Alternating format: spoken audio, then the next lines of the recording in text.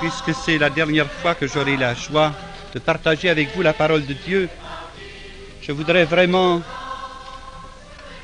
que le Seigneur bénisse ces paroles pour qu'elles demeurent avec vous et que vous demeuriez dans la parole. Car c'est en demeurant dans la parole vraiment qu'on trouve la vérité et par la vérité la liberté, la vraie, celle qui dure, celle qui est en profondeur. J'ai été très frappé du chant que Jean-François a choisi pour nous faire chanter ce matin parce qu'elle rejoint une des préoccupations qui me hante, non seulement dans le cadre de mon voyage ici, mais dans ma prédication à travers le monde. Jésus nous a laissé un tel héritage et un tel message que nous n'avons pas le droit d'être tristes, accablés, d'avoir peur, d'être sans amour, sans foi et sans honneur, et de laisser nos frères sans espoir, sans secours et abandonnés. Et ce sont dans des rencontres comme celle-ci qu'il importe de vraiment prendre conscience de notre solidarité dans le Christ et de prendre conscience que si le Christ est venu, c'est pour que nous ayons la vie en abondance, la joie que nul ne peut nous ravir et par-dessus tout la grande liberté des enfants de Dieu. Et nous la trouvons où? Dans la parole. Au chapitre 8e de Saint Jean, à partir du verset 31. Jésus dit aux Juifs qu'il avait cru. J'aimerais qu'on souligne ce mot. Jésus dit aux Juifs qu'il l'avait cru. Ce ne sont pas tous les Juifs qui ont rejeté Jésus. Il y a des Juifs qui l'ont cru. Et n'oubliez pas que l'Église primitive était formée de Juifs. Et je pense que c'est important de dire ces choses dans le contexte actuel pour rectifier quand même l'équilibre de la vérité. Jésus dit aux Juifs qu'il avait cru, « Si vous demeurez dans ma parole, vous serez vraiment mes disciples. Vous connaîtrez alors la vérité, et la vérité vous fera libre. » Et un peu plus loin, Jésus dit ceci, en vérité, je vous le dis, tout homme qui commet le péché est un esclave. Or, l'esclave n'est pas toujours dans la maison, mais le Fils y est pour toujours. Si donc le Fils vous affranchit, vous serez réellement libre. Et c'est ce message de liberté que je voudrais vous laisser ce matin. Non pas cette liberté que nous propose le monde, liberté par la révolution politique, économique, militaire ou autre, même révolution culturelle. La liberté à laquelle nous avons accès, c'est la liberté que le Christ nous a acquise et qui est le résultat d'une libération par le Christ que nous accueillons comme Seigneur et Sauveur. Mais il importe de bien voir ce que Jésus nous dit. La vérité vous rendra libre. Et cette vérité, c'est premièrement et avant tout Jésus. La parole vivante du Père. Je suis la voie, la vérité et la vie. Mais ça, c'est le terme d'une certaine démarche. Il importe au point de départ qu'on soit vrai avec soi-même. Je peux vous dire que le fondement de la psychothérapie et de la psychiatrie, c'est précisément ça, la vérité. Nous aidons notre client à cheminer jusqu'à ce qu'il puisse être assez fort pour regarder la vérité en face sans se sentir démoli par cette vérité-là. Et les psychiatres ont fait des millions en nouveaux francs, s'il vous plaît, en basant toute leur thérapie sur ce principe, la vérité vous rendra libre. Ce qui est dommage, c'est qu'ils ne sont pas allés plus loin. Car c'est celui qui est dans le Fils, Jésus, celui que le Fils a franchi, qui est vraiment libre. Et le jour où les psychiatres comprendront cela, vous verrez combien ils seront de précieux auxiliaires dans cette œuvre de rédemption du peuple de Dieu, car tous nous avons notre place dans l'œuvre du salut, pourvu que Jésus ait la première place. D'abord, la vérité sur soi-même. J'ai juste mis ici 3 petites idées, mais qui sont fondamentales. La première vérité, c'est de s'avouer pécheur. Sans ça, il n'y a pas de progrès possible. Et n'allez pas croire que cela, c'est juste une exigence de la révélation et de l'Écriture. Déjà, les psychologues, les psychiatres ont compris cette vérité-là. Une des raisons pour lesquelles les gens évoluent vers la névrose ou la psychose, c'est qu'ils ont vécu des échecs, des frustrations, des douleurs, parce qu'ils n'ont pas voulu accepter qu'ils étaient faibles, qu'ils étaient limités, et qu'ils pouvaient avoir des comportements dont ils avaient honte, mais qu'ils n'osaient pas s'avouer à eux-mêmes. Et comme ils gardaient cela dans le secret de leur cœur, ils refoulaient dans l'inconscient profond, jusqu'à ce que finalement se manifestent des névroses ou des psychoses. La vérité vous rendra libre. Gloire à Dieu, Jésus nous a révélé qu'il fallait d'abord passer par ce stade de se reconnaître pécheur. De se reconnaître pécheur avec un cœur brisé et humilié. Parce que c'est trop facile de reconnaître qu'on est simplement pécheur. Bon, je suis un pécheur, je suis comme ça. Bon, ça règle rien, ça. De se dire pécheur. Même si on le dit 24 heures sur 24. Pécheur, mais avec un cœur contrit et humilié. Un esprit résolu, nous dit le psaume. Un esprit ferme de ne plus retomber dans cette défaillance du péché. Deuxièmement, la vérité sur soi-même exige une humilité radicale. L'humilité qui consiste à se reconnaître tel qu'on est, ni en plus, ni en moins. Parce qu'il y a des fausses humilités. Vous savez, les gens qui passent leur temps à dire, vous savez, je suis faible, je suis incompétent, je ne peux pas faire ci, ça me dépasse, vous savez, je ne suis pas très intelligent. Et alors, qu'est-ce que vous voulez? C'est de me demander trop, c'est des responsabilités que je ne peux pas assumer. Pourquoi disent-ils cette litanie? Pour qu'on puisse leur dire, mais voyons, quand même. Hein? Mais vous êtes bien doué. Et alors, on se sent flatté, n'est-ce pas? Et notre ego en prend pour son rhume. Voyez comment c'est subtil, cet orgueil qui s'abaisse pour pouvoir être exalté. La vérité, c'est de dire les choses telles qu'elles sont. Reconnaître les vertus, les qualités, les attitudes que le Seigneur nous a données, mais reconnaître qu'elles viennent de Dieu et non de nous. Et replacer les choses dans leur perspective. D'accord, le Seigneur m'a doué de telle ou telle façon, mais je demeure encore fragile sur tel ou tel plan. Et je veux, mes frères, que vous sachiez que ces fragilités me guettent sans cesse. Alors, comme ça, on rétablit les choses dans la vérité. Ni en plus, ni en moins. Et c'est ça qui montre l'authenticité d'une personne. Moi, quand les gens, vous savez, se ravalent jusqu'au dernier rang, je me méfie toujours. Parce que il y a un mécanisme de défense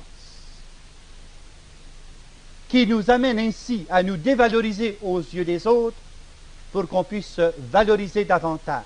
C'est inconscient, vous me direz. D'accord. Mais il faut qu'on sorte de nos inconscients pour en arriver à la conscience claire, pure devant le Seigneur. Oui, Seigneur, je suis pécheur, je reconnais véritablement mes limitations, je te rends grâce de tout ce que tu as mis en moi de grand et de beau, mais je reconnais mes fragilités, Seigneur, et je te demande d'avoir la sagesse d'éviter les occasions où cette fragilité serait mise en péril. Voyez-vous, ça c'est de l'humilité. Et voulez-vous savoir si vous avez de l'humilité ou pas? C'est très simple. avez-vous le sens de l'humour? Moi, je ne peux pas prendre au sérieux quelqu'un qui se prend au sérieux. C'est impossible. Voyez-vous? Parce qu'ils sont là, n'est-ce pas, du haut de leur pontificat, avec un petit P, et qui sont gratifiés, semble-t-il, n'est-ce pas, par l'infaillibilité, avec un petit I toujours, et qui sont là et qui se prennent véritablement pour le don de Dieu à l'humanité, de sorte qu'ils vous font de temps en temps la condescendance gentille de vous adresser un mot, mais pas plus, hein. Mais il faut savoir rire de soi, savez-vous. Moi, j'avais des défauts physiques, j'en avais 3. D'abord, un nez énorme, des oreilles disproportionnées et des membres trop longs. Et à l'adolescence, j'ai beaucoup souffert de cela. Beaucoup, parce qu'on me taquinait. Jusqu'au jour où j'ai fini par découvrir, n'est-ce pas, la précieuse valeur de l'humour. Et alors, quelqu'un me taquinait pour mon nez. Et alors, j'ai dit, mon frère, vous ne savez pas quelle joie vous me faites. Il était tout surpris. J'ai dit, figurez-vous que je viens de lire dans un livre de psychologie que notre personnalité est en rapport avec notre nez. J'ai une personnalité épanouie. Alléluia.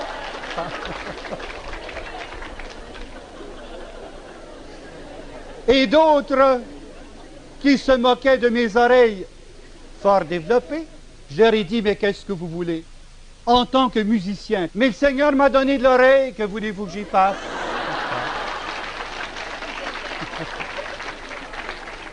Et puisque je joue par oreille, il m'a bien doué, n'est-ce pas? Pas de problème.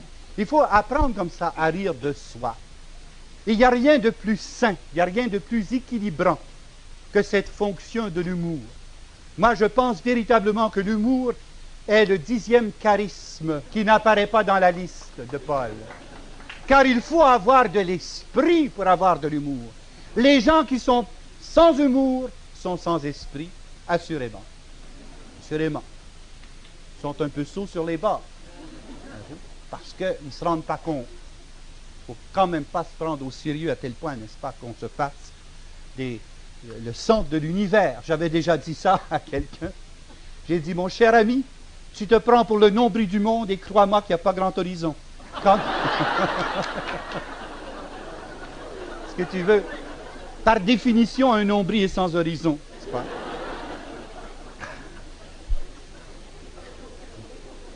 Bon. Et la troisième manière d'être vrai avec soi-même, c'est de savoir démasquer avec courage. Et ça, c'est exigeant. Savoir démasquer avec courage toute malice d'intention. Bon, ça quand même, il faut être vrai avec soi-même. Les malices d'intention se glissent parfois d'une façon inconsciente, parfois d'une façon consciente. Mais ça, il faut le démasquer parce que c'est un truc de Satan. Et Satan a peur de la lumière. Et dès lors que vous jetez la lumière de la vérité de Jésus sur votre motivation pour en démasquer la malice, eh bien, Satan est obligé de déguerpir. Satan est incapable de tolérer la lumière, puisqu'il est prince des ténèbres. Et toutes les fois que vous êtes vrai dans le Christ, vous allez voir combien cette vérité vous rendra libre, libre de cette malice qui fait interpréter les gestes, qui fait interpréter les paroles d'une façon complètement malheureuse. Je donne un exemple très simple que nous avons vécu il y a à peine 2 jours, lorsque mon cher frère et ami, Gaston Racine, a parlé du rôle que le Seigneur lui avait demandé de jouer auprès des prêtres catholiques, et qui s'en soit trouvé pour interpréter cela en se disant « Mon frère Racine a démoli les prêtres catholiques ». Mais non, il les a édifiés. Il nous a tous édifiés. Et je pense qu'il faut démasquer la malice d'intention. Satan aurait voulu introduire par là une division entre les frères. Gloire à Dieu, il n'a pas réussi. Il faut ensuite démasquer avec courage toute hypocrisie dans ses comportements. C'est ça que ça veut dire être vrai avec soi-même. Si l'on a des faiblesses, des misères et des difficultés, qu'on ne joue pas la farce de la sainteté. Au moins ça. Moi, je vous dis, j'ai été religieux pendant tant d'années, et il n'y a rien qui me rendait plus mal à l'aise que ces pseudo-saints qui se promenaient dans nos corridors. Ah, que c'était marrant, n'est-ce pas? Ils étaient confis dans la piété. Et ils se promenaient la tête à 6h moins 5, les mains bien jointes. Excusez l'expression, mais les fesses serrées. Ah oui? Et ils réussissaient à nous constiper communautairement. Ben oui, c'était de la fausse sainteté, de l'hypocrisie, des masques. Ce n'était pas vrai. D'accord, communautairement, ils jeûnaient. C'était précisément ceux qui, à la table, mangeaient très très peu et mettaient même de la cendre dans leur nourriture pour imiter les gestes des pères du désert. Ils se donnaient la discipline 3 fois par semaine et ainsi ils se rendaient à pile à l'heure pour chaque office. On appelait ça des règles vivantes. Mais je ne sais pas si vous savez, une règle ou vous appelez ça un mètre ici, hein? Eh bien, un mètre, ça ne se plie pas facilement. C'est droit, c'est sec. Et alors, ils se promenaient dans leur sainteté figée. Et ils s'en allaient dans les corridors avec une rigidité qui manquait toute la souplesse de la charité. Et ils étaient incapables d'un sourire. Ils étaient tellement confis dans leur piété que leur figure était ainsi placée qu'un rire aurait fait craquer le masque qu'ils portaient. Être vrai avec soi-même, c'est de se montrer tel qu'on est, avec ses petits côtés. Mais on en a tous. Vous, messieurs les pasteurs, vous avez des petits côtés? Ben, j'espère. Si vous m'aviez dit non, j'aurais dit débarquer de la tribune. Nous avons tous nos petits côtés. Bien, c'est sûr. Autrement, nous serions des anges. Dieu n'a pas envoyé un ange sur la terre pour prêcher l'Évangile. Il a envoyé le Fils de Dieu qui a appelé des apôtres. Et les apôtres étaient hommes pécheurs. Et nous sommes, nous aussi, des pécheurs sauvés par le Christ, mais encore fragiles. Et combien fragiles. Soyons vrais, avec nos petits côtés. N'essayons pas de jouer la comédie. N'essayons pas de nous masquer derrière cette hypocrisie qui dégoûte, qui désenchante et qui finalement enlève toute confiance. Car lorsqu'il perce le masque de votre hypocrisie, vous avez perdu le peu de crédit et le peu de confiance que vous aviez réussi frauduleusement à créer auprès des autres. Et ensuite démasquer avec courage tout légalisme au niveau du jugement. Et ça, ce qui nous en reste du chemin à faire. Nous avons nos petites lois et nos petites traditions. Et qu'on dise ce qu'on voudra. Nous, dans l'Église catholique, nous les avons codifiées dans des livres qui s'appelle le droit canon, qui s'appelle le rituel, qui s'appelle, mon frère a déjà peur. Bon, nous les avons codifiés dans des livres, et alors on peut pointer du doigt. Regardez ces catholiques, ils sont victimes de légalisme, car Moïse, dans sa loi, n'avait que 637 prescriptions. Combien y a-t-il de numéros de droit canon, mon frère? 6000 quelque chose, hein? Bon. Bon. Alors, voyez-vous, c'est vrai. Mais n'allez pas croire que dans les autres églises, il n'y ait pas ainsi des traditions. Et n'allez pas croire qu'il n'y a pas tous ces petits rituels. Moi, David Duplessis m'avait fait crever de rire un jour. Ah oui. Il dit, tu sais, mon cher frère, il dit, il ne faut pas s'inquiéter. Parce qu'il dit, tu sais, dans notre église, on a plusieurs formes d'église pentecôtiste. Il y a l'église pentecôtiste de ceux qui ont reçu le baptême de l'Esprit Saint à genoux, ceux qui ont reçu le baptême de l'Esprit Saint assis, ceux qui ont reçu le baptême d'Esprit Saint debout, et ceux qui l'ont reçu ailleurs que dans un lieu de culte. Alors, ça fait 4 églises pentecôtistes. Ah, hein? Tradition. Ben oui. Et on a tous nos petits schèmes. On a tous nos petits codes de droit canon. Et on a tous nos articles d'excommunication. Nous, catholiques, nous les avons rédigés dans un livre. Si on faisait le tour, je pense qu'on pourrait en rédiger aussi. Parce que, j'en ai vu de toutes les couleurs. Hein? Ah oui, je ne rentre pas là-dedans, mais je dis seulement ceci. Ayons le courage de démasquer nos légalismes et ne pas essayer de se cacher derrière des règlements et des lois pour montrer patte blanche. et se dire « moi je suis dans la vérité ». Non, monsieur. Tu es dans la légalité, tu n'es pas nécessairement dans la vérité. Car la vérité, c'est Jésus, la vérité, c'est l'amour. C'est ça, être dans la vérité. La vérité vous rendra libre. Et tant qu'on n'a pas eu le courage de faire ces démarches dans la vérité, nous ne serons pas libres, mais nous serons, comme dit Jésus, esclaves. Esclaves de son orgueil, esclaves de son amour-propre, esclaves de ses conforts, esclaves de ses préjugés. Et alors, à ce moment-là, on prétendra être dans la vérité, mais on marchera dans les ténèbres, car il n'y a pas de plus aveugle que celui qui ne veut voir. Bon, il y a ensuite la vérité dans nos relations avec les autres. Et ça, c'est capital parce que c'est tout le problème de la charité, tout le problème de l'amour. Voyez-vous? Il faut établir entre des frères d'authentiques relations interpersonnelles. Le mystère de la très sainte Trinité est essentiellement le mystère de trois personnes qui ont des relations si parfaites entre elles qu'elles ne forment plus qu'un seul Dieu. Et toutes nos communautés humaines se doivent d'être les reflets, les miroirs de cette communauté trinitaire, qui, malgré la distinction des personnes, trouve l'unité parfaite dans la nature et l'essence. C'est ça qu'il s'agit pour nous de vivre. Et pour cela, il faut que nos relations soient de personne à personne, et non pas de personnage à personnage. C'est pas la même chose. Voyez-vous? On peut avoir une très belle relation d'amitié avec un sourire mur à mur, n'est-ce pas?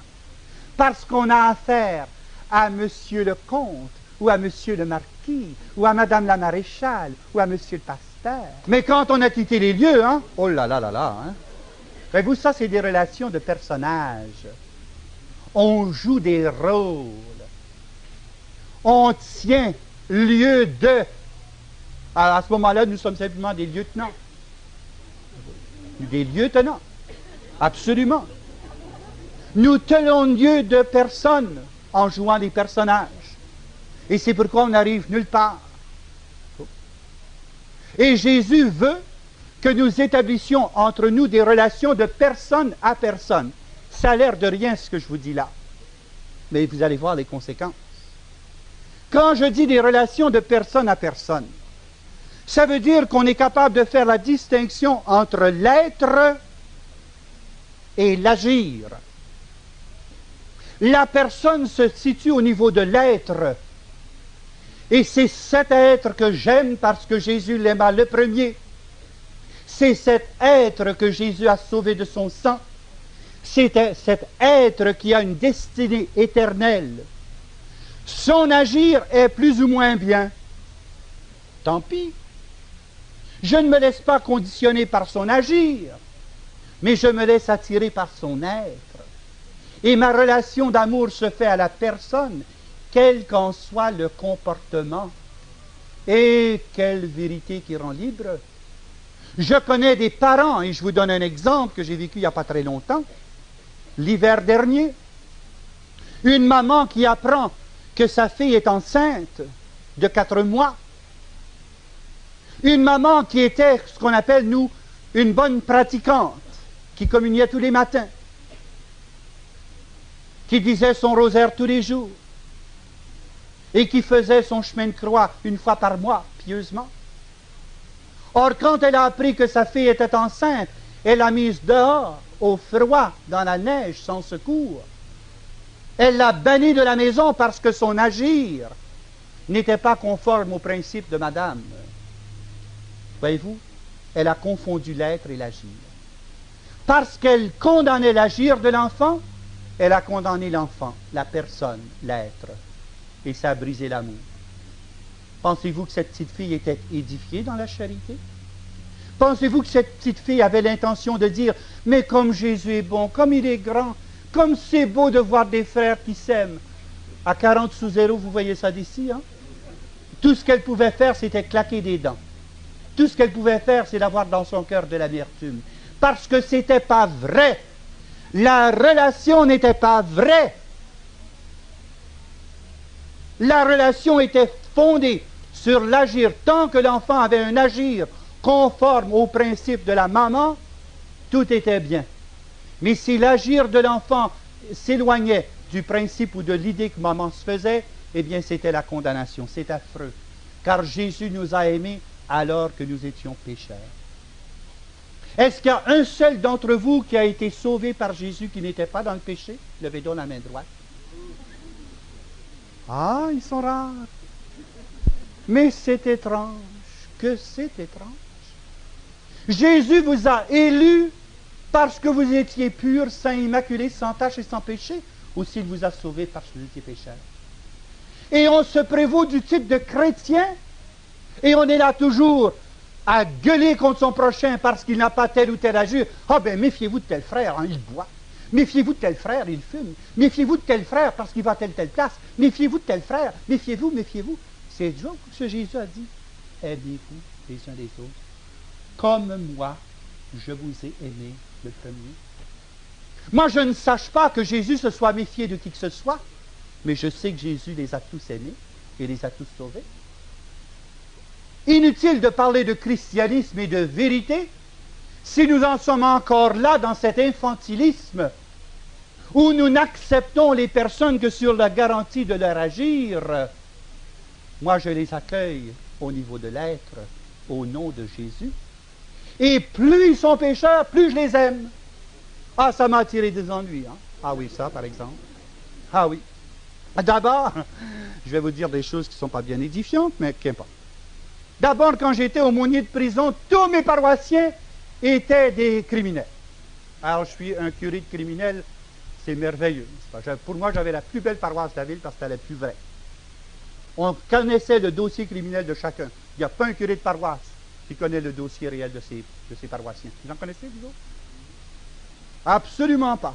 Mais quand ils sont en prison, nous avons un dossier qui nous donne la psychogenèse du comportement criminel et nous savons tout sur ces personnes. Il n'y a pas un curé mieux informé qu'un aumônier de prison sur la qualité de ses paroissiens. Alléluia. Deuxièmement, nous avons l'avantage que personne ne peut sortir durant notre sermon. Alors ils se doivent d'entendre la parole de Dieu jusqu'au bout. C'est quelque chose, ça. Il y a bien des pasteurs qui m'envient, n'est-ce pas? Bon. Mais ça comporte des ennuis, parce que j'avais une chorale, mais une chorale sensationnelle. Ah, une chorale, vous savez, qui était... J'ai jamais vu quelque chose de pareil. Mais il y avait juste un problème, c'est que tous les membres de la chorale étaient homosexuels. Mais qu'est-ce que vous voulez? Ils avaient belle voix, c'est pas de ma faute. Bon. Et alors, naturellement, j'étais l'aumônier et le directeur de cette chorale d'homosexuels qui se ressemblent, donc on m'étiquetait du même nom. Alléluia! Mais oui, alléluia! Le Seigneur est venu pour les sauver et je suis le pasteur de ces pauvres enfants qui cherchent le Seigneur. C'était les citoyens honnêtes qui m'apposaient des étiquettes. C'était les chrétiens au nez retroussé. C'était les chrétiens de bonnes œuvres qui trouvaient donc que je risquais terriblement ma réputation et mon ministère en m'affiliant à ces pauvres gens. Et Jésus, avec qui s'est-il tenu? Avec les pécheurs? Ben oui. Avec les pécheurs. C'est eux qu'il est venu d'abord sauver. Et non pas les dames patronesses des bonnes œuvres, en autant que je sache. Il est venu sauver d'abord les pécheurs. Et ensuite, quand j'avais fini ma journée de travail, eh bien, j'allais voir ces dames qui étaient en quelque sorte les amis de mes paroissiens. Il y avait là-dedans des pauvres femmes, n'est-ce pas, qui auraient voulu continuer à vivre honnêtement dans le monde. Mais il y avait aussi parmi ces dames un certain nombre d'entre elles qui avaient des fonctions, disons, paraliturgiques et parascolaires et parasociales. Bon, enfin, qu'est-ce que vous voulez que j'y fasse? C'était les personnes que je devais aller voir. Et comme je finissais mon travail le soir à 9 h, donc à 21 h, il fallait que j'aille voir ces dames entre 21 h et minuit. Et alors, vous comprenez, il y avait toujours quelques bonnes dames dans son dans sa fenêtre qui écartait, n'est-ce pas, les rideaux, et qui voyait ce jeune aumônier qui fréquentait ces dames, mais quelle horreur!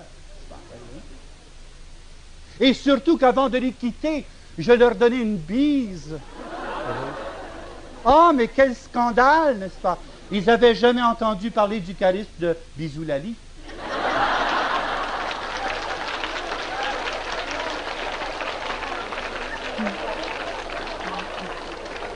La Bisoulali, c'est quand on a reçu le Saint-Esprit, on a envie d'embrasser tout le monde. Alors je voulais tout simplement leur apporter l'amour rédempteur de Jésus-Christ.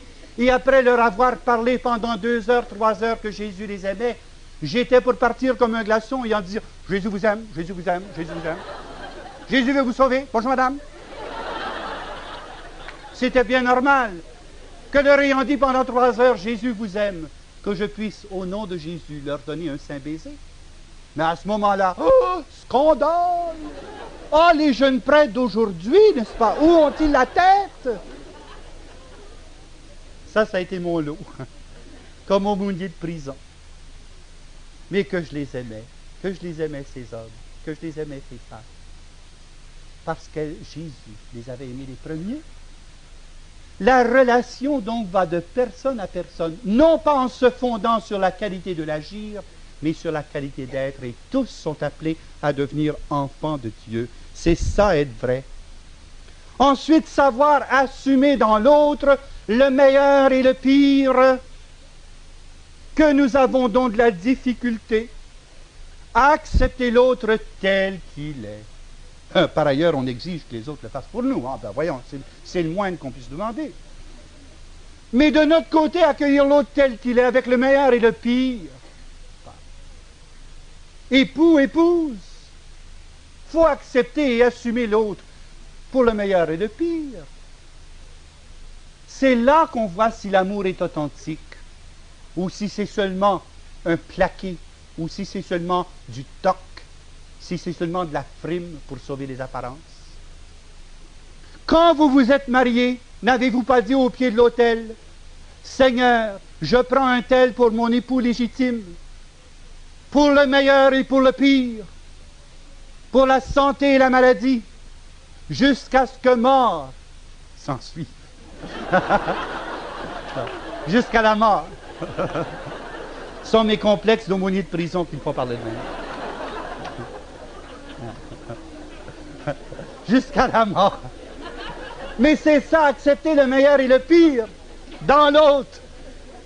Même si c'est vrai que des fois la mort s'ensuit, n'est-ce pas? Bon, ça je mets ça en parenthèse. C'est ça l'amour. Accepter l'autre, ses grandeurs et ses faiblesses, et ne pas essayer de cacher les choses, mais être dans la vérité, comme ça rend libre, comme ça nous permet à ce moment-là de respirer à l'aise, car quand le meilleur apparaît, on s'en réjouit, et quand le pire apparaît, on l'excuse, et à ce moment-là, tout s'équilibre dans la vérité. Pourquoi vous pensez que Saint Paul, dans son hymne à la charité, dans 1er Épître aux Corinthiens, chapitre 13e, pourquoi vous pensez qu'il dit ceci à la fin du chapitre? Il nous dit, bon, la charité est longanime, la charité est serviable, la charité est ci, ça, ça. À la fin, qu'est-ce qu'il dit? La charité excuse tout, la charité croit tout, la charité espère tout, la charité supporte tout. 1 Corinthiens 13, 7. Et ensuite, il ajoute, la charité ne passe jamais. La relation authentique à l'autre suppose qu'on accepte en lui le meilleur et le pire et qu'on assume tout dans l'agapé. Cet amour qui nous rend capables d'aimer les non aimables. Je sais qu'à certains moments donnés, votre époux n'est pas aimable. Dites-lui, je ne peux pas t'aimer, mon vieux. Je t'aime d'agapé pour le moment.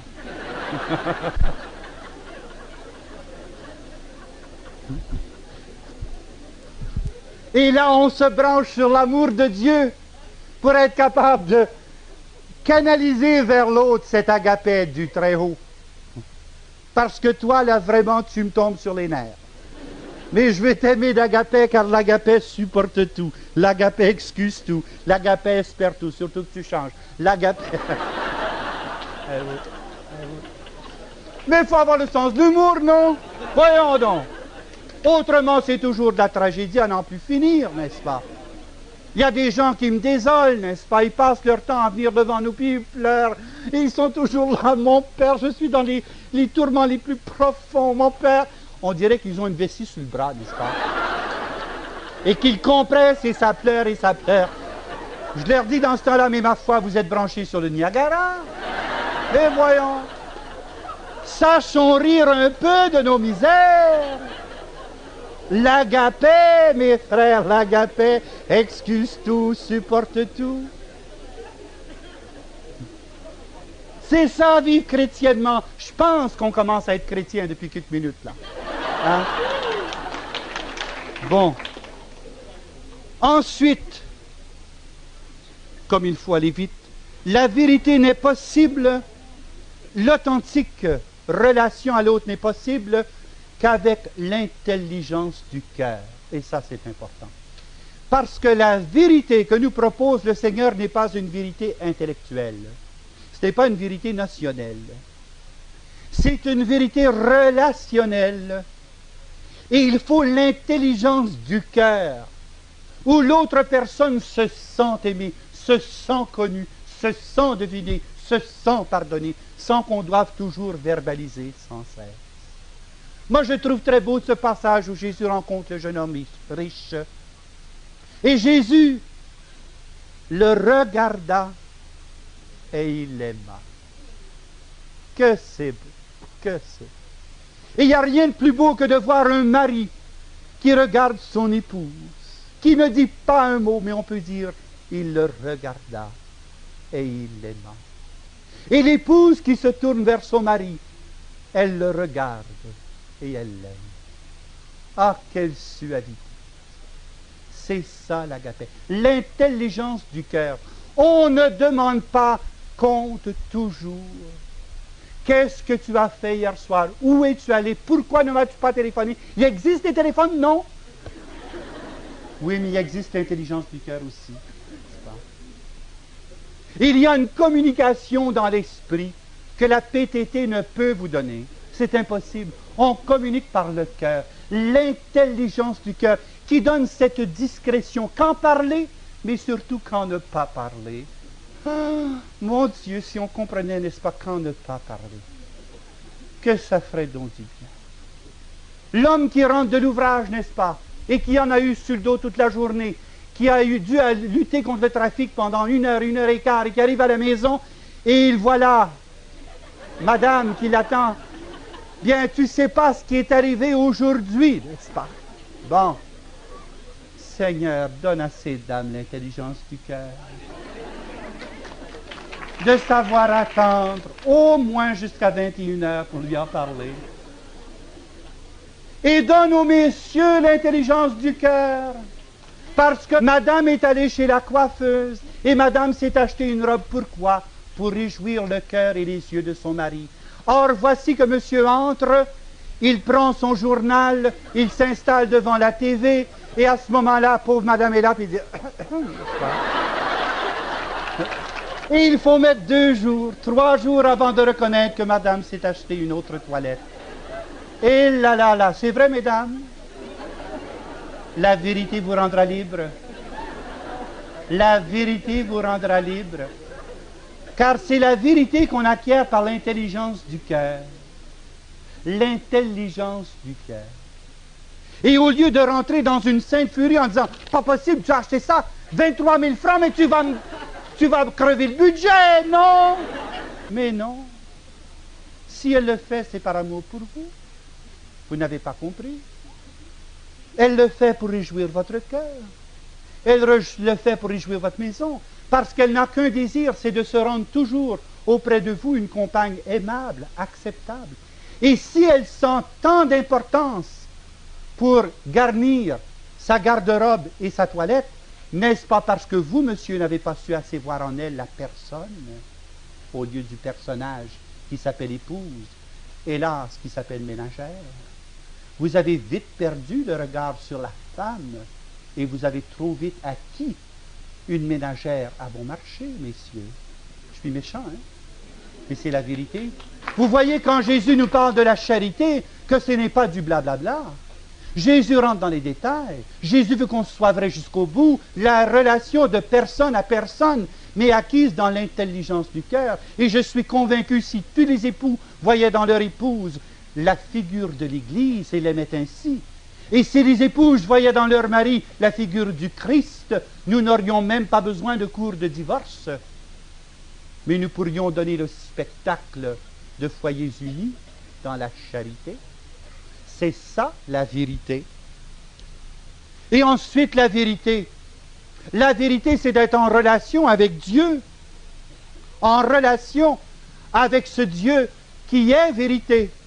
Et je dois vous dire, hélas, je vais encourir l'excommunication de certains pasteurs, je dois vous dire qu'il n'y a rien qui m'énerve autant que ces évangélistes qui reviennent toujours en disant et disant et disant sans cesse, il faut connaître Jésus-Christ, il faut accepter Jésus-Christ comme Seigneur et Sauveur, il faut l'accepter dans son cœur. Et toujours c'est le même message. Pourquoi m'énerve-t-il? Pas parce que ce qu'il disent est faux, mais c'est incomplet. Car la vérité éternelle, c'est quoi? C'est de te connaître, toi, ô Père. Et celui que tu as envoyé, Jésus-Christ. Et c'est de connaître aussi l'Esprit Saint. Est-ce que je me trompe, messieurs les pasteurs? La vérité, c'est qu'il faut entrer en relation interpersonnelle avec le Père, avec le Fils, avec le Saint-Esprit. Il y a une relation privilégiée qui est la rencontre avec Jésus-Christ, car c'est le début du processus. Mais il faut ensuite connaître le Saint-Esprit d'une façon personnelle, intime. Il faut ensuite connaître le Père et être en relation filiale avec ce Père bien-aimé. Oh, comme c'est merveilleux cette aventure de la foi, car après l'expérience de conversion, il y a l'expérience du baptême dans l'Esprit, et ensuite il y a l'expérience de l'immersion dans la providence, et ensuite il y a le mariage mystique avec toute la Trinité. Mais jamais on nous prêche ces choses. On revient sans cesse en disant « Il faut connaître Jésus-Christ comme Seigneur et Sauveur, acceptez-le dans votre cœur. » C'est vrai, mais c'est incomplet, car le message de l'Évangile, c'est de te connaître toi au Père, et celui que tu as envoyé Jésus-Christ, et le Saint-Esprit, et la divine Trinité dans son mystère d'unité. Il faut prêcher autant la Trinité qu'on prêche Jésus-Christ comme Seigneur et Sauveur. Pourquoi la foi des chrétiens est-elle sous-alimentée? C'est qu'on ne l'alimente pas suffisamment aux sources mystiques et aux sources de la Trinité bienheureuse. Alors il arrive à ce moment-là que nous avons des chrétiens, oui, mais des chrétiens sous-alimentés. Et parce qu'ils sont sous-alimentés, ils sont faibles. Et parce qu'ils sont faibles, ils sont fragiles et tombent. Saint Paul disait à un moment donné, il en avait marre, lui, de parler de ces choses toujours. Hein? Mais il dit, jusqu'à présent, je vous ai donné du petit lait. Hein? Mais plaise à Dieu qu'un jour, je puisse vous donner la nourriture solide. Quand vous étiez enfant, je vous parle en enfant, mais de grâce, vous êtes rendu homme adulte. Permettez-moi de vous servir quelques bons steaks en passant, n'est-ce pas?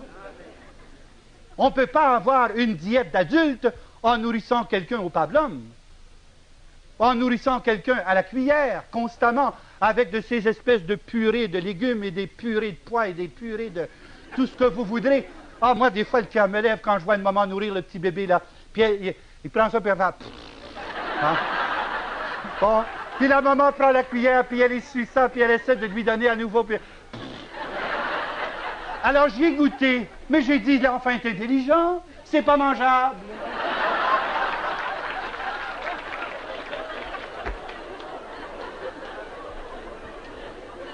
Bien, il y a beaucoup de chrétiens qui font la même chose. Ils font... Et tout le truc vole dans la face du prédicateur. Mais oui, qu'on leur donne la nourriture substantielle, du steak, des plats de résistance.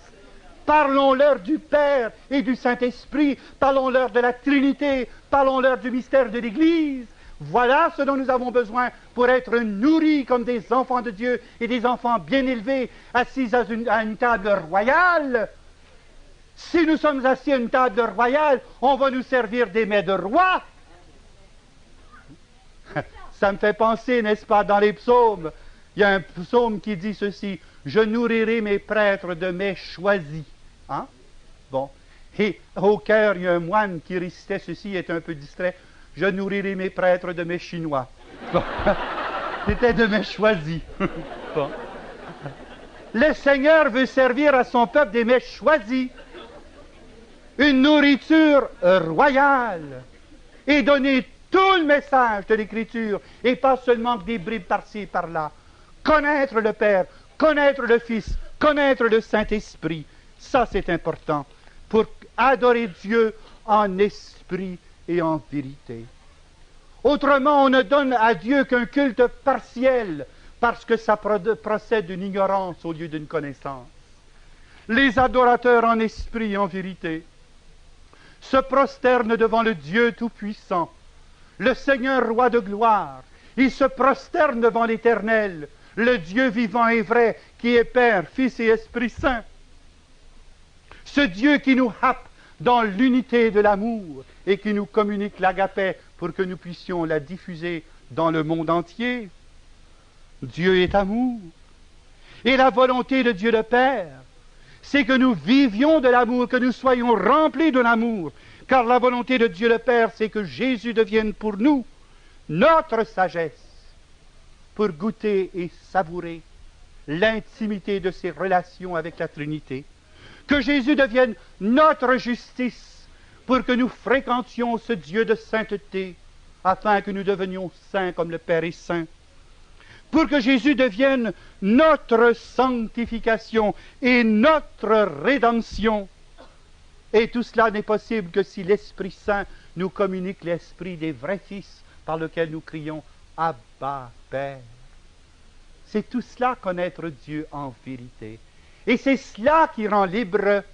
Et toutes nos querelles interconfessionnelles disparaîtraient si seulement nous approchions dans la vérité le Dieu de vérité. Si seulement nous nous acceptions de personne à personne dans l'authenticité de ce message évangélique, et si seulement nous étions vrais avec nous-mêmes. Maintenant, je vais vous donner 10 conseils d'un psychiatre aux chrétiens anxieux et dépressifs.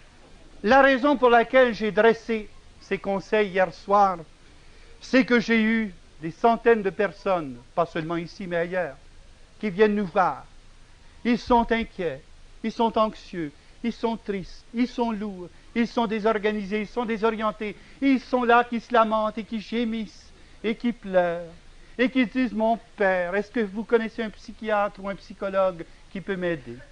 Bon, alors j'ai dit, profitons de l'occasion et offrons à nos frères une consultation psychiatrique à bon frais, laissant à Jésus le soin de payer la note, car il a payé de son sang pour que nous soyons libres. Et je prends comme illustration un frère qui hier est venu me voir.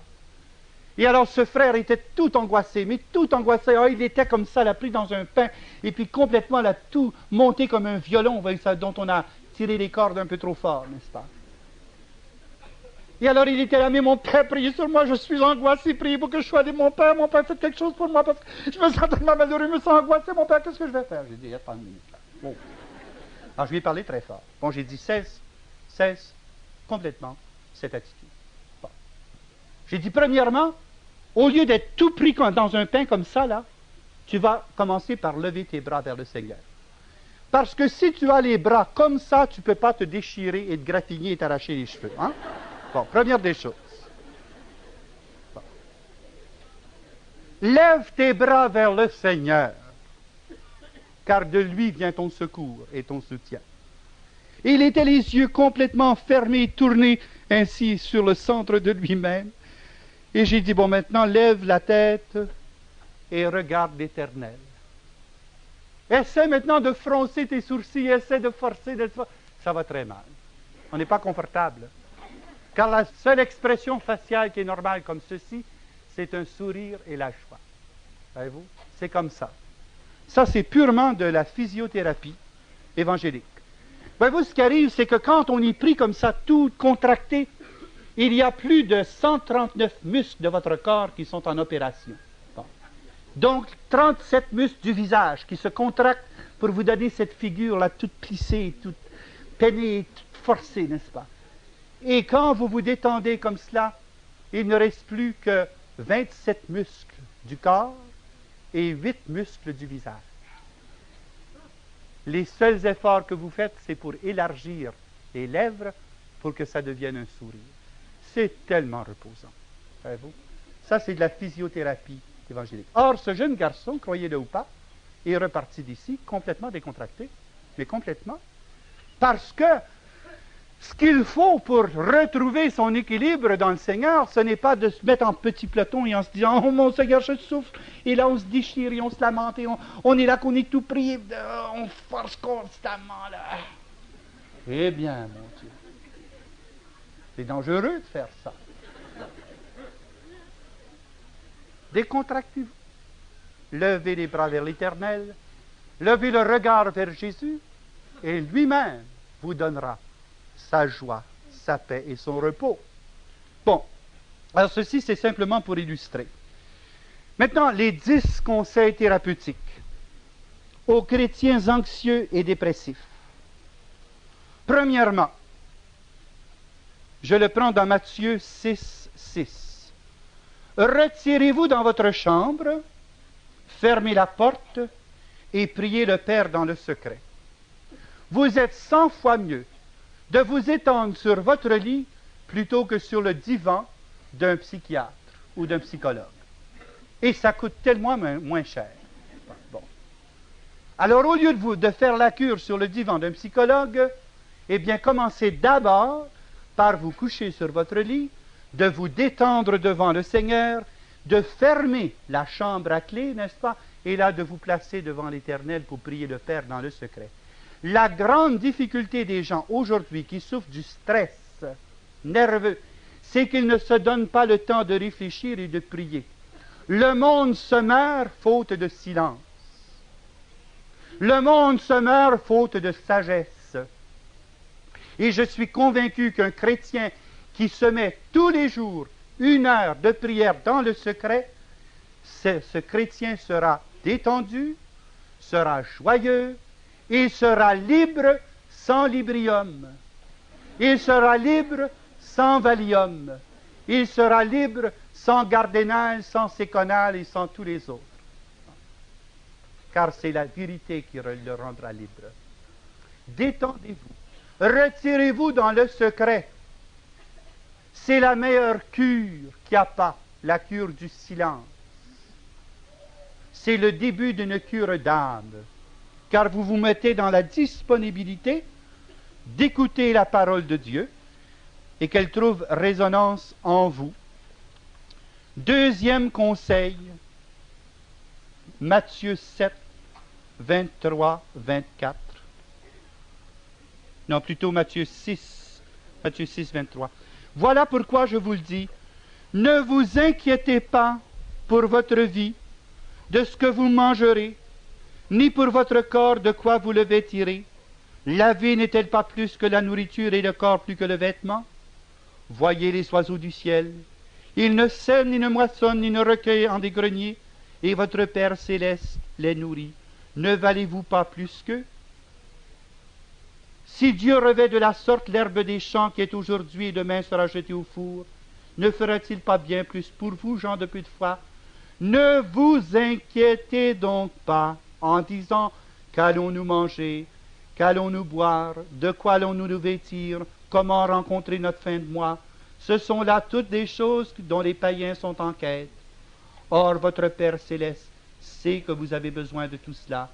Cherchez d'abord le royaume et sa justice, et tout cela vous sera donné par surcroît.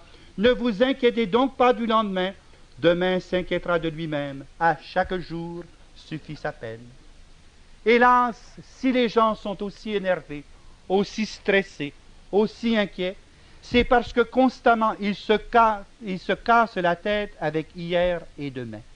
Hier, ils repassent constamment tous les événements du passé. Ils rechignent constamment. Ils reprennent et remâchent l'hier et l'avant-hier. Vous savez, là je vais être méchant, si le Seigneur avait voulu que nous soyons des ruminants il nous aurait donné plusieurs estomacs. Or, il nous n'en a donné qu'un seul, cessons de ruminer. Nos craintes, nos angoisses, nos soucis, nos souffrances et nos peines viennent de quoi? C'est que nous nous prenons pour des ruminants. Et nous allons dans le secret pour repasser constamment le passé, et ça revient, n'est-ce pas, et on le remâchouille. Et on ravale, et ensuite on reprend une autre fois et on le remâchouille. Oh là là là là, la quatrième fois là, hein? C'est pas tellement appétissant, n'est-ce pas? Cessons d'être des ruminants. Cessons d'être des ruminants, nous sommes des enfants de Dieu. Laissez donc le passé à la miséricorde du Seigneur. C'est le meilleur conseil que je puisse vous donner comme psychologue. Le passé appartient à la miséricorde de Dieu. Demain n'existe pas encore. Demain appartient à Dieu. Demain appartient à la providence. Et toutes les fois que vous empiétez sur demain, vous profanez quelque chose qui appartient à Dieu. C'est une profanation que de s'inquiéter de demain. À chaque jour suffit sa peine. Ne vous mettez pas tout mal pour ce qui arrivera demain, vous ne savez même pas si vous y serez vous-même. C'est déjà une bonne raison de ne pas s'inquiéter. Et qui sait si la parousie arrivait entre-temps, hein? Ça nous en arrangeait des choses, hein? Imaginez-vous celui qui se casse la tête parce qu'il a une maison à payer, des dettes et a telle ou telle rencontre à faire. Et si la parousie arrivait entre-temps? Ah, ça changerait tout. Ça changerait tout. Alors, pourquoi s'inquiéter de demain? Aujourd'hui, voilà ce qui compte. Que mon aujourd'hui soit chargé d'amour. Que mon aujourd'hui soit fait dans la foi et dans la vérité de l'amour. Et mon demain suivra, parce que je l'ai nourri d'un aujourd'hui qui soit vrai dans le Christ Jésus. Alors, ce qui est important, hier, vous le confiez à la miséricorde, demain, vous le confiez à la providence, et vous remerciez le Seigneur pour l'aujourd'hui où le Seigneur vous parle. Mais, aujourd'hui, n'endurcissez pas votre cœur, mais écoutez la parole du Seigneur. Troisième conseil. Pensez positivement. Ça, c'est tellement important. Si nous sommes chrétiens, nous croyons que nous avons été sauvés par le sang de Jésus versé au calvaire. Et nous avons trouvé le salut au pied de la croix. Qu'est-ce que la croix, sinon le signe plus? Si nous pensons chrétiennement, nous devons penser positivement. Toutes les fois que ma volonté vient en entrave avec la volonté du Père, je suis dans le courant de la croix. Mais cela est très positif, car cela me permet de me dépasser et de me conformer à la volonté du Père. Et je trouve soudainement l'élan à la verticale, et j'aboutis devant le trône de l'Éternel, n'est-ce pas?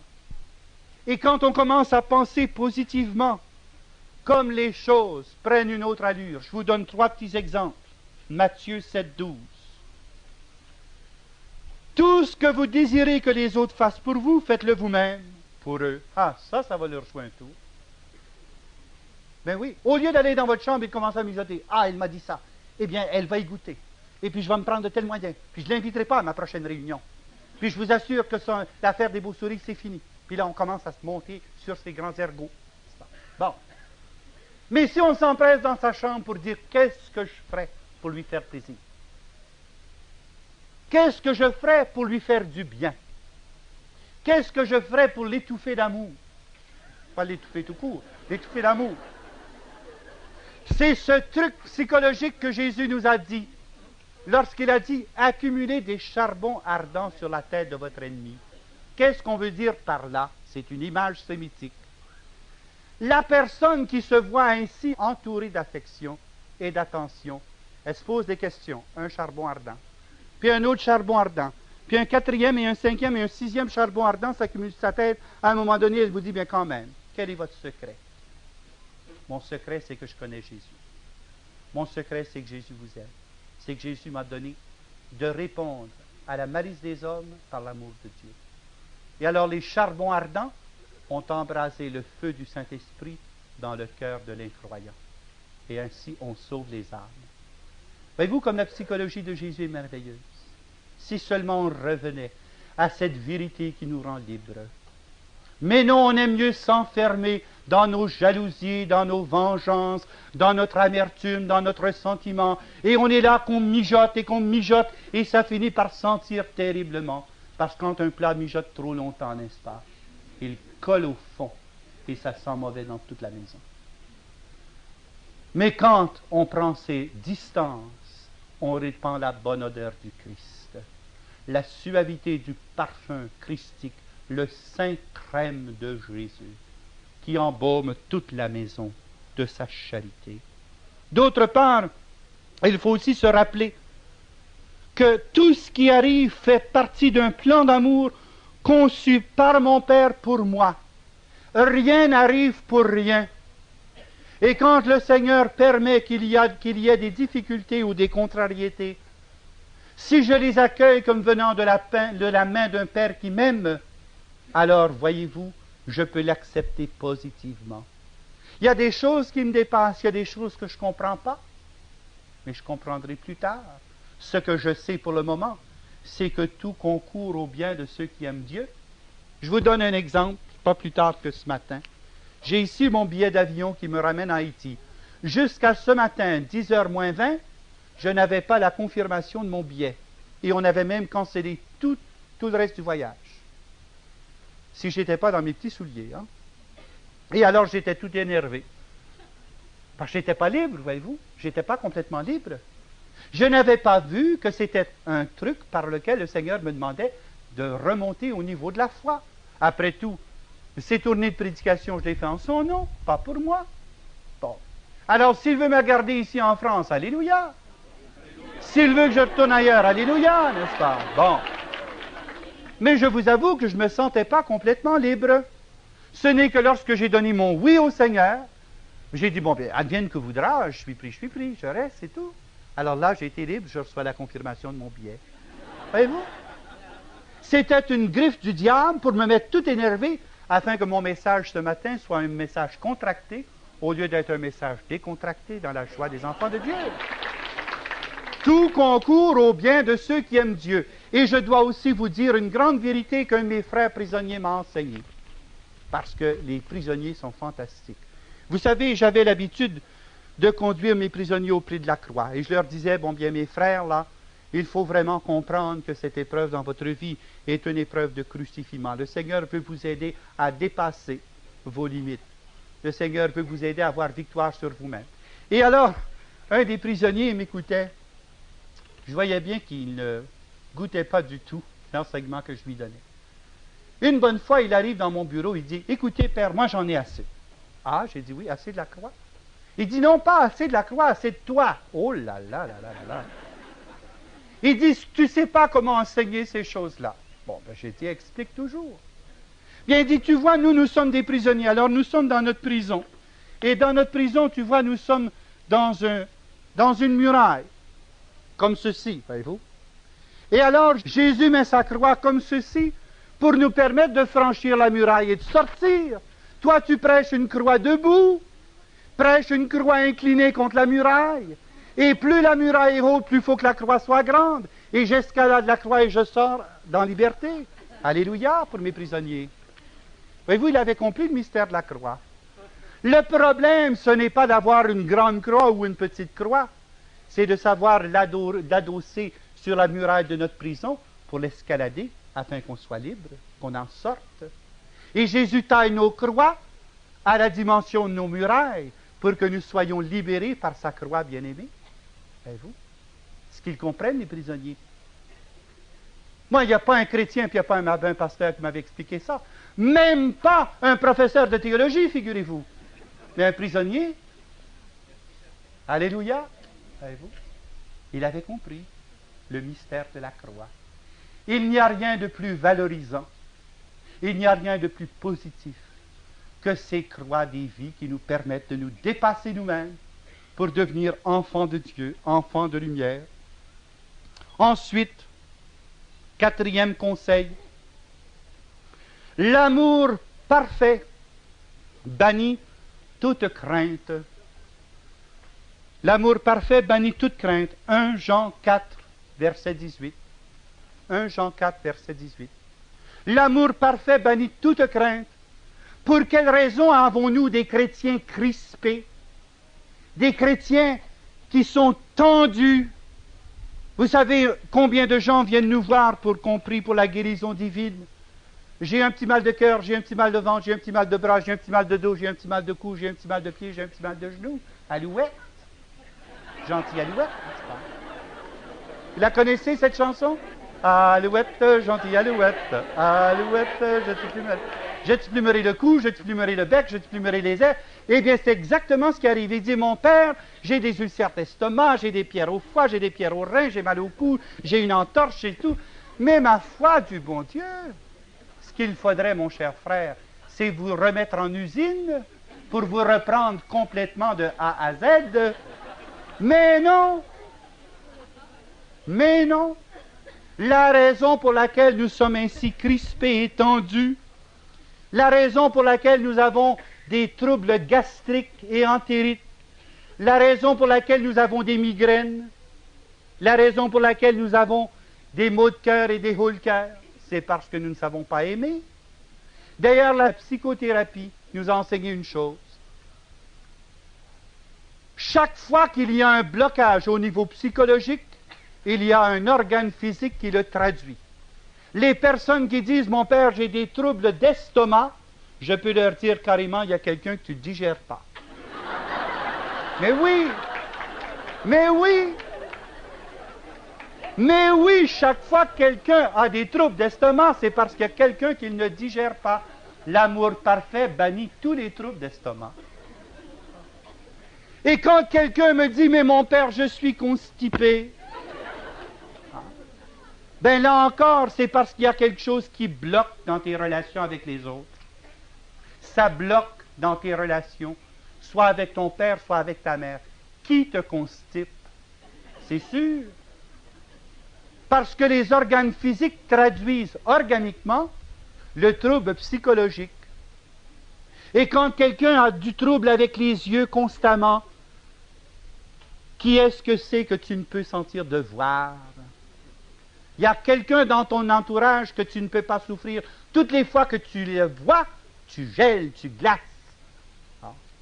Qui est-ce que c'est dans ton entourage que tu ne peux pas regarder dans la vérité et dans l'amour?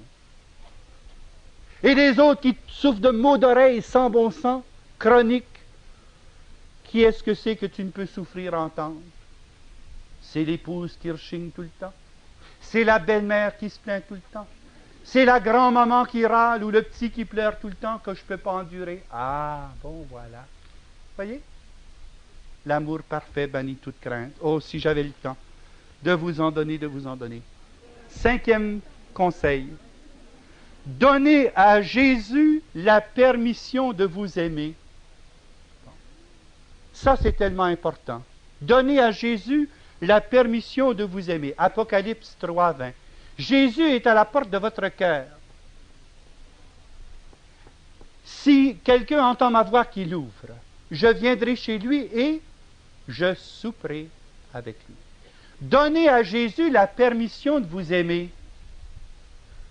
Ça a l'air fou de dire ça, mais c'est ça qui est le problème. C'est que nous sommes tellement complexés que nous n'osons accepter l'amour de personne, d'abord parce que nous n'avons jamais accepté de nous aimer nous-mêmes. Et nous ne souffrons pas que les autres nous aiment. Et toutes les fois quelqu'un essaie de nous rendre service, on s'empresse de dire « J'en ai pas besoin, merci beaucoup, l'affaire est déjà arrangée. » On n'accepte pas que les autres nous aiment. Ça nous embête que les autres nous aiment, parce que ça dérange notre orgueil, notre égoïsme. On n'aime pas accepter que les autres nous aiment, ça nous étouffe. Donnez à Jésus la permission de vous aimer. Et quand Jésus vous aime, il vous conduit. Il vous conduit dans le jardin scellé où coule sans cesse la fontaine d'eau vive. Lisez le Cantique des Cantiques, chapitre 3, 4, 5, vous allez voir. Où il nous conduit. Il nous conduit dans cette portion du jardin qui est réservée aux intimes, aux épouses. Et là, il parle à notre cœur, il séduit notre cœur. Vous savez, le gros problème, c'est qu'étant fait pour aimer et pour être aimé, nous sommes isolés de l'amour. Les femmes ont besoin d'entendre que leur mari leur dise « Ma chère, je t'aime ». Et les hommes ont besoin d'entendre dire « Mon cher époux, je t'aime ». Mais comme ce sont deux orgueilleux, et comme ce sont deux personnes complexées, ils n'osent pas dire « je t'aime » parce que ça leur paraît ridicule. Alors le mari travaille comme un forcené, il apporte à la maison tout ce qu'il faut pour la famille, et sa femme qui est là, qui se dit « Mon ami, pourquoi me dis-tu jamais que je t'aime? Mais je le prouve que je t'aime, je travaille pour toi. Bon, j'apporte ce qu'il faut pour la nourriture, pour le logement. Ça te le prouve que je t'aime. Messieurs les maris, voulez-vous dire à vos épouses, je t'aime? Savez-vous pourquoi les femmes écoutent tellement la radio et la TV? C'est parce qu'ils entendent là des messieurs aux voix modulantes qui disent « Mon ami, ne savez-vous pas qu'il faut vous détendre? Allez vous reposer, ami. Allez sur la côte d'Azur. Et là, laissez-vous baigner au soleil. » Toutes les annonces commerciales sont faites sur ce principe de quelqu'un qui parle aux hommes et de quelqu'un qui parle aux femmes pour leur dire « Je t'aime, tu as besoin que quelqu'un prenne soin de toi, tu as besoin de te reposer, tu as besoin de te détendre. » Or, comme ce n'est pas l'épouse et l'époux qui le disent, il faut que les annonces de télévision nous le répètent. Et alors, madame arrive à monsieur, « Mais sais-tu, j'ai pensé que ce serait bon qu'on aille faire un tour sur la côte d'Azur cette année. » Ça ne vient pas d'elle, hein? Ça vient du monsieur qui l'a dit à la radio, mais que son mari aurait dû lui offrir. Quand quelqu'un est rendu avec une mine gris pâle et qu'elle a des cernes jusqu'aux genoux, il est le temps qu'on dise « Mon épouse, veux-tu qu'on aille se reposer un peu? » Mais on est trop orgueilleux. On n'ose pas faire cette démarche simple. Tous les époux qui sont ici, là, voulez-vous dire à vos épouses, là, « Je t'aime ». C'est peut-être la première fois que je te le dis depuis longtemps. Mais oui, on n'ose pas se dire. Et les épouses, vous allez dire à vos maris, « Je t'aime ». Et les parents, vous allez dire à vos enfants, « Je t'aime ». Et les enfants, vous allez dire à vos parents, « Je t'aime ». C'est ça qu'on n'ose pas se dire. On ne veut pas se dire, on a peur de se dire. Donnez à Jésus la permission de vous aimer. Il n'y a rien qui décontracte les frustrations comme de se sentir aimé. Et qu'on nous le dise. Or, Jésus nous le dit par toutes les plaies ouvertes de son corps. Jésus nous le dit dans chaque ligne de l'Écriture. Jésus nous dit, je t'aime, je t'ai aimé le premier. Ensuite, un autre principe excellent pour décontracter le surmoi et l'id, qui sont les deux sources inconscientes de l'agir, hein? Le surmoi et l'id, les deux forces psychodynamiques. Matthieu 7, versets 1 à 5, ça vaut de l'or. Matthieu 7, versets 1 à 5. Ne jugez pas pour n'être pas jugés, car du jugement dont vous jugez, on vous jugera, et de la mesure dont vous mesurerez, on usera pour vous. Très important.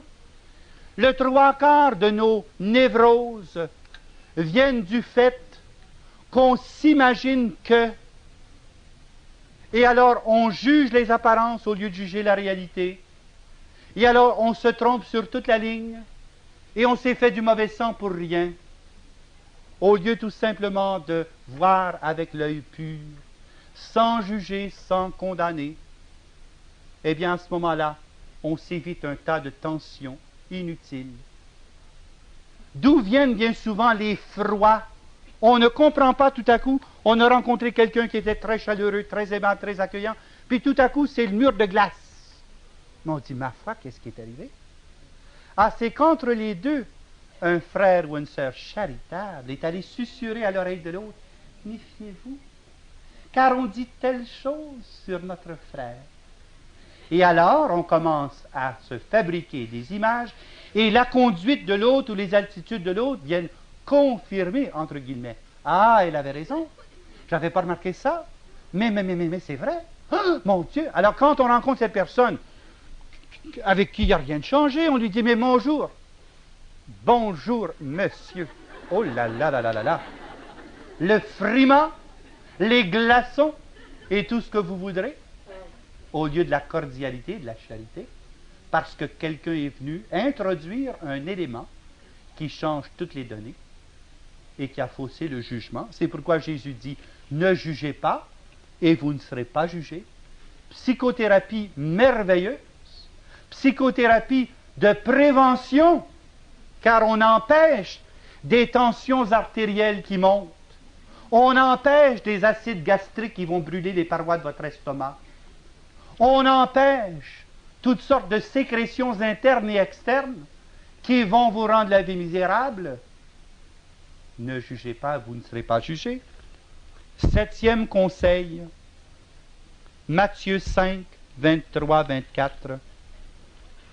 Si tu te rends à l'autel et que tu sens que ton frère a quelque chose contre toi, laisse là tes offrandes. Va te réconcilier avec ton frère. Avez-vous remarqué la phrase? Si ton frère a quelque chose contre toi, ce n'est pas d'attendre que l'on ait quelque chose contre son frère. Mais dès lors qu'on sent que son frère a quelque chose contre soi, qu'on fasse la démarche de réconciliation.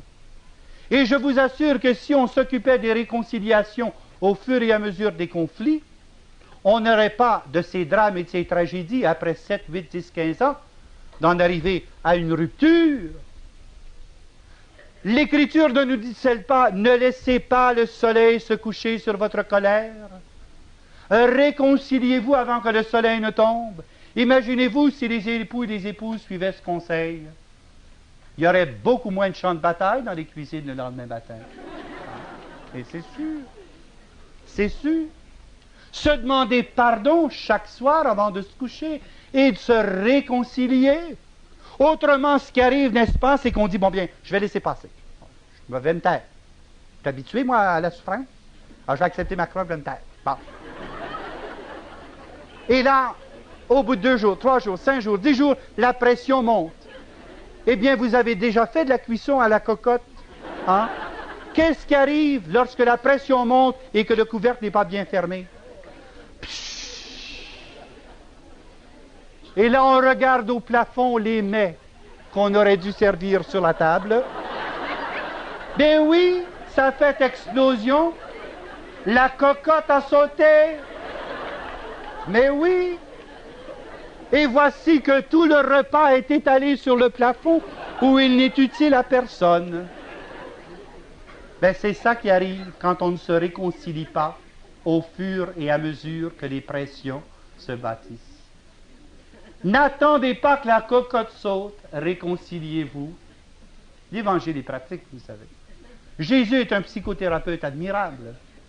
Il nous dit comment procéder pour éviter les anxiétés, les tensions, les souffrances intérieures qui déchirent notre vie. Réconciliez-vous, pardonnez-vous, car le Seigneur lui-même nous a pardonné. Et ensuite, soyons aussi très pratiques, car l'Évangile de Jésus-Christ nous dit, après une prise de conscience, il faut une prise de position. Il faut être énergique. Matthieu 5, 29, 30. Si ton œil se scandalise, arrache-le. Si ta main te scandalise, coupe-la. Bon. Vous savez, il est inutile de faire la psychothérapie si nous n'en arrivons qu'à des prises de conscience sans prise de position. C'est bien beau des gens qui sont bien conscients de leurs problèmes, mais les problèmes continuent. Ça ne règle pas la situation. Je vais vous donner un exemple très pratique. Il y avait comme ça un jeune homme qui avait une maladie mentale qui le portait à prendre des tartes à la meringue pour les mettre dans la face de sa mère. Bon, ça c'était son complexe. Et alors on l'envoie en thérapie. Et puis finalement, au bout de 6 mois, le psychothérapeute dit, « Monsieur, vous êtes guéri, retournez à la maison. » Alors la famille est heureuse, maman lui fait une belle tarte à la meringue. Et l'enfant arrive, prend la tarte à meringue et l'étale dans la face de sa mère. Mais sa mère a dit, « Il n'est pas guéri? » Ben, elle dit, « Oui, je suis guéri. Je peux faire ça sans me sentir coupable? » Ah! Ah! On l'a déculpabilisé, mais on ne l'a pas guéri. Il y a eu des prises de conscience, mais il n'y a pas eu de prise de position. Il faut avoir le courage et l'audace d'aller au bout des conclusions et de prendre les mesures qui s'imposent pour couper dans nos vies ce qui nous empêche de vivre dans l'équilibre de l'amour et dans la clarté de la vérité. Savoir couper certaines relations malsaines. Le monsieur qui a une maîtresse et une épouse, c'est bien beau de prendre conscience qu'il le fait par compensation. Mais après qu'on a pris conscience que c'est de la compensation, eh bien qu'on remercie ces dames. Bon, qu'on remercie ces dames et qu'on rétablisse l'équilibre du foyer, n'est-ce pas? Autrement, prise de conscience. Pour pouvoir le faire sans culpabilité, alléluia, je suis libéré, je me sens plus coupable. Tu n'es pas libéré, mon vieux. Tu viens de t'ancrer dans ton problème. Loin d'être libéré, tu es plus esclave que jamais. Sauf que maintenant, tu es dans un esclavage aveugle. Tu ne te rends même pas compte que tu es esclave. Bon. Il faut avoir le courage d'aller au bout de ses convictions. Numéro 9. Et là, c'est une parole de sagesse. J'aimerais que vous le preniez par écrit parce que c'est un petit peu compliqué. Et ça, c'est bien important pour toutes les gens qui sont indécis, pour toutes les gens qui passent leur temps à se demander « Est-ce que c'est bien vrai? Est-ce que c'est vrai que j'ai le don des langues? Est-ce que c'est vrai que j'ai le don de guérison? Est-ce que c'est vrai que la parole de Dieu est vérité? Est-ce que c'est vrai? Est-ce que c'est vrai? Je ne sais pas, je doute, je ne sais pas. » Je suis toujours dans cette perturbation de doute. Bon, bien, écoutez, là. Je vais vous donner une prescription. Et chaque fois que vous êtes prise avec cette situation, vous allez prendre 3 fois la capsule suivante. Au lieu de croire mes doutes et de douter de ma foi, je veux croire ma foi et douter de mes doutes, car mes doutes sont redoutables. Ce que Jésus traduisait par le mot suivant, homme de peu de foi. Matthieu 7, 30. Je répète la capsule de vérité et de sagesse. Au lieu de croire mes doutes et de douter de ma foi, je veux croire ma foi et douter mes doutes, car mes doutes sont redoutables. Et finalement, 10e conseil, et on termine là-dessus, cultivez le sens de la joie. Soyez dans la joie sans cesse, même au milieu de vos tribulations. Et si vous voulez aller faire un tour chez Philippiens 4, versets 4 à 7, réjouissez-vous sans cesse dans le Seigneur. Je le dis encore, réjouissez-vous. Que votre bienveillance soit connue de tous les hommes. Le Seigneur est proche. N'entretenez aucun souci, mais en tout besoin, recourez à l'oraison et à la prière, pénétrez d'actions de grâce pour présenter vos requêtes à Dieu. Soyez dans la joie sans cesse, chantez, louez, bénissez le Seigneur, et vous allez voir comment la prière de louange libère le cœur. Parce que quand on est là, les bras levés vers le ciel et les yeux tournés vers Jésus, je ne suis pas en train de me déchirer, de me graffiner, je ne suis pas en train de me contempler le nombril, mais je suis face à l'Éternel, et je me réjouis sans cesse. Et si vous voulez, nous allons nous lever, nous allons chanter ensemble. Soyez dans la joie sans cesse, oui, soyez dans la joie. Soyez dans la joie sans cesse, oui, soyez